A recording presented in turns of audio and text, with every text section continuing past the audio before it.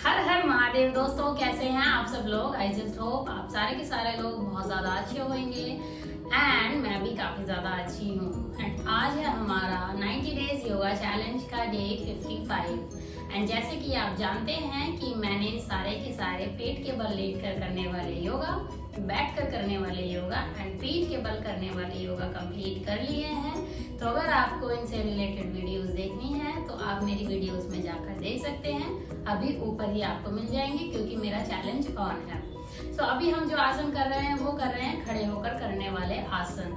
तो आज है हमारा डे 55 एंड इस डे 55 में आज हम जानेंगे कि पादहस्तानासन कैसे करते हैं। पादहस्तानासन को कितनी देर तक किया जाता है, पादहस्तानासन किस को करने से आपको क्या क्या फायदे मिलते हैं, किसको करना चाहिए किसको नहीं करना चाहिए, सब कुछ जानेंगे हम इस एक वीडियो में। तो चलिए सबसे पहले ये देख लेते हैं कि पादहस्तानासन को कैसे किया जाता है। पादहस्तानासन को करने के लिए सबसे पहले तो आप अपने घर में कहीं पर भी मैट बिछा लें एंड मैट बिछाने के बाद उसके पास उस मैट के ऊपर आपको सीधे खड़े हो जाना है। ठीक है, सीधे खड़े हो जाने के बाद दोनों पैरों को पास में लाना है एंड क्योंकि इस आसन का नाम है पादहस्तानासन, पाद यानी कि पैर एंड हस्त यानी कि हाथ, तो आपको अपने हाथों की हथेलियों से अपने पैरों के पंजों को टच करना होता है। ये आसन खाली पेट किया जाता है, सुबह में करेंगे, बहुत ज्यादा फायदेमंद होगा।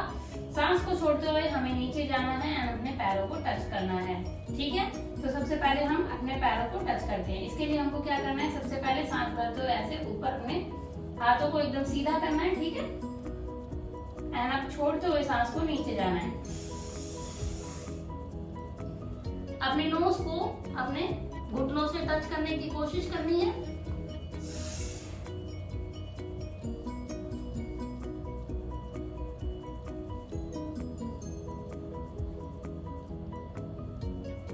जिन लोगों से घुटने से नोज टच नहीं होती है वो लोगों को क्या करना है, अपने पैरों को थोड़ा सा नीज को बेंड कर लेना है इस तरीके से। ठीक है, आपने ये बेंड कर लिया। अब आपको अपनी नोज को टच करना है ऐसे एंड देन जब आप ऐसे करने लग जाए तो फिर धीरे धीरे अपने पैरों को खोल लेना है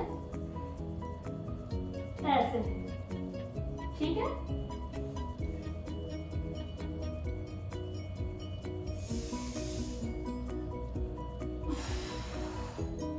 सांस भरते हुए वापस सामान्य स्थिति में आ जाना है।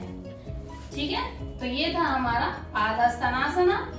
इसको एक बारी मैं आपको सामने से करके भी दिखा देती हूँ। आपको एकदम सीधे ऐसे खड़े हो जाना है, पैरों को एकदम पास में लाके सांस भरते हुए ऊपर जाना है एंड सांस छोड़ते हुए नीचे आना है।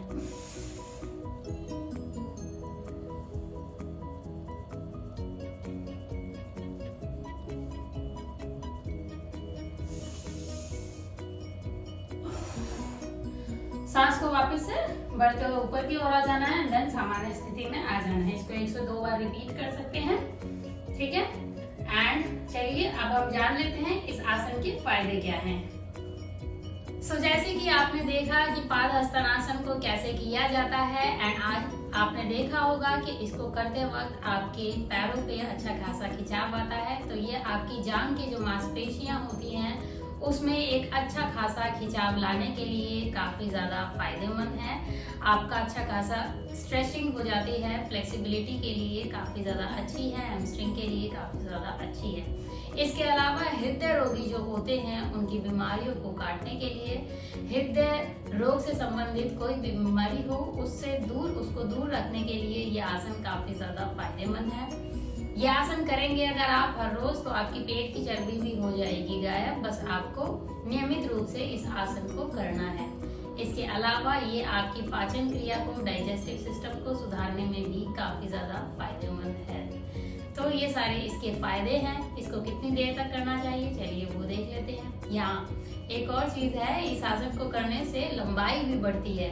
तो अगर आपके घर में लंबाई जो है वो एक लिमिट तक, एक एज लिमिट तक बढ़ती है, अगर घर में छोटे बच्चे हैं या किसी कारणवश उनकी लंबाई रुक गई है तो आप इस आसन को करा सकते हैं। इस आसन के साथ साथ आप ताड़ासन भी करा सकते हैं। ताड़ासन एंड पादहस्तानासन जो दोनों आसन जो है, ये दोनों आसन आपके काफी ज्यादा फायदेमंद है लंबाई बढ़ाने के लिए। ठीक है, तो इसको किसको करना चाहिए, किसको नहीं करना चाहिए, पहले वो जान लेते हैं। जिन लोगों की कमर में किसी प्रकार की चोट लगी हो, या जिन लोगों के पेट में सूजन आ रखी हो, या पेट में काफी ज्यादा गंभीर दर्द हो, उन लोगों को यह आसन नहीं करना चाहिए।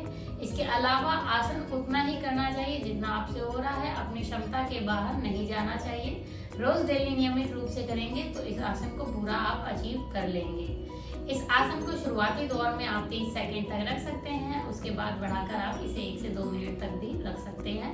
अगर आप किसी पर्टिकुलर चीज पर काम कर रहे हैं, जैसे अगर आप हृदय के पेशेंट हैं या फिर आपकी जांघों में खिंचाव लाना चाहते हैं, किसी एक पर्टिकुलर बीमारी पे काम कर रहे हैं, तो आप स्पेशल एक आसन कर रहे हैं तो आप उस आसन को 1 से 2 मिनट तक रख सकते हैं। लेकिन अगर आप मॉर्निंग में अपने सारे योगा के साथ इन आसनों को इंक्लूड करते हैं तो आसन को आप 10 से 20 सेकंड तक करके दूसरा आसन शुरू कर सकते हैं, या फिर 30 सेकंड तक भी रख सकते हैं। ठीक है, इस आसन के फायदे जान लिए हैं हमने, नुकसान जान लिए। इस आसन का मतलब हैगा पाद हस्तानासन, यानी पाद यानी पैर, एंड हस्त यानी कि हाथ। आपको अपने पैरों को अपने हाथों से पकड़ना पड़ता है, जिसलिए इस आसन का नाम पड़ा हैगा पाद हस्तानासन। ये आसन आपकी गैस को निकालने के लिए काफी ज्यादा फायदेमंद है, पाचन क्रिया के लिए फायदेमंद है। जिन लोगों को गैस्ट्रिक प्रॉब्लम होती हो, कब्ज रहती हो, या अच्छे से स्टूल पास ना होते हो, तो उन लोगों के लिए भी ये आसन काफी ज्यादा फायदेमंद है।